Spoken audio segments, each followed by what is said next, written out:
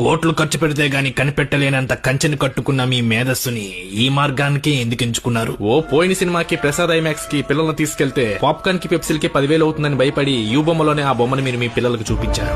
ఆ రోజు మీరు పడిన ఆనందాన్ని అందరి అరుగు దగ్గరికి అందించాలని ఈ మార్గాన్ని ఎంచుకున్నారు. You have my data. ఒకప్పుడు సింగిల్ థియేటర్ గల్లీకి ఒకటి ఉండేవి.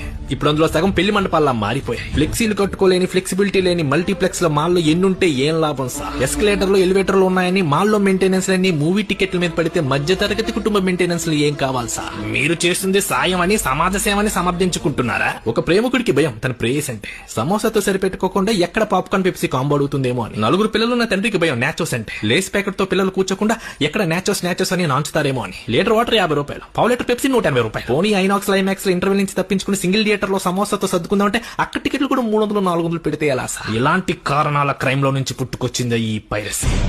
ఎవడెవడు ఏ బొమ్మలో యూ బొమ్మలో చూసారో ఒకసారి గుర్తు తెచ్చుకోండి. సర్వర్లో మాయం చేసే మేము మీ డేటాని మా వశం చేసుకోగలమని గుర్తు పెట్టుకోండి. మమ్మల్ని లోపలేస్తే మా దగ్గరున్న మీ డేటాని బయటేసి సరికొత్త బొమ్మని యూ బొమ్మలో పెట్టి ఊబిలోకి లాగేస్తానే విషయాన్ని అర్థం చేసుకోండి. నేను చేసింది నేరమే కావచ్చు, ఆ నేరానికి మీరు కూడా నేడని మర్చిపోకండి.